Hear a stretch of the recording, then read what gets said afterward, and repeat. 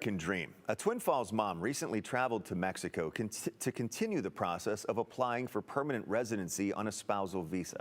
But what was supposed to be a quick trip across the border turned out to be a traumatizing experience for her. Brenda Rodriguez joins us now live in studio. Brenda, what is the latest on this Idaho woman's case? Yes, Doug. Miriam Herrera has been on this 5-year journey to get her green card based on her husband's U.S. citizenship. But at her recent appointment with the U.S. consulate, she was denied. And now she is stuck in Mexico. I was able to talk to the couple over Zoom from the home where they're staying at while they wait to be able to return to the U.S. And now, with the help of her attorney and a U.S. senator, they say they hope to be reunited with their children soon. We never thought that this would happen. It's very heartbreaking to see my kids wondering when I'm coming home.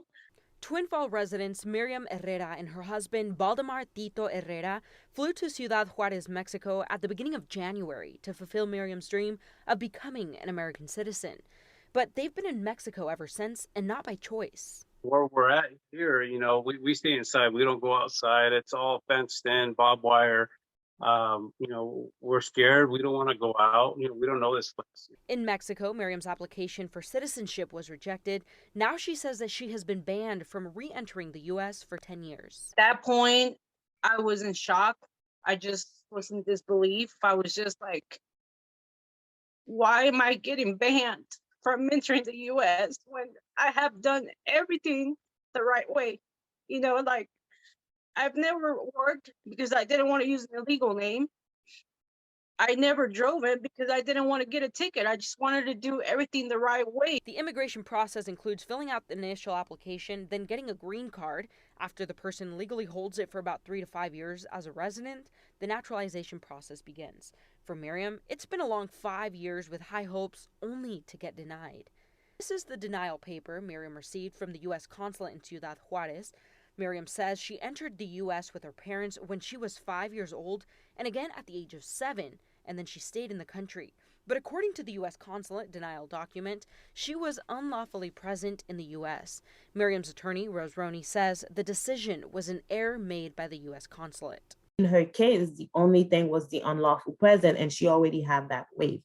So I will say that it's not typical in her case for that to happen. So it was a shock to all of us that was on the case. And although Miriam's husband Tito says the news was devastating, they refused to give up. Just thinking of solutions of what I could do, I started emailing. I started calling people. Tito says he emailed state and federal elected officials seeking help. They contacted quite a few people, actually. They got in contact with even the president, the vice president, the Idaho governor, and 2 of the senators. And Crapo was the first one to respond back. A huge relief for the Herrera family was this letter they received from Idaho Senator Crapo's office. I think within a few hours, they got an email saying that their case was being reviewed and that it did not apply to her, and they would get, turn in the passport, do all the proceedings as normal. The letter asked the consulate to dismiss the original decision, making her waiver valid once again. They send their paperwork, so we're waiting to hear back. So I'm hoping by next week I will have an answer from them. And for the last couple of weeks, Miriam and her husband have stayed in the country they know very little about, just waiting for the moment they can return to their home.